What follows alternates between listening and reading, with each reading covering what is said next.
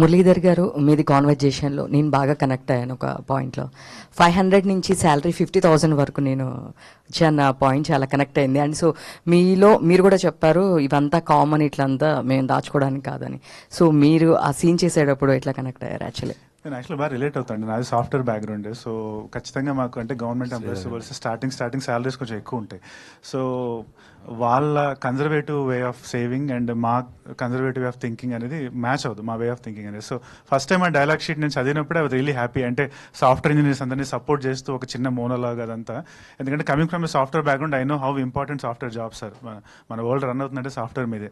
So అలాంటిది ఒక person వచ్చి మీ జాబ్లు ఏంటి, టైపింగ్ ఉద్యోగాలు అనగానే దానికి మనం ఇచ్చే రెస్పాన్స్, అది I really love that scene. Actually that's a scene that's very dear to me. Sanjeev garu and Sridhar గారు, సో ఇద్దరికి సార్. సారీ,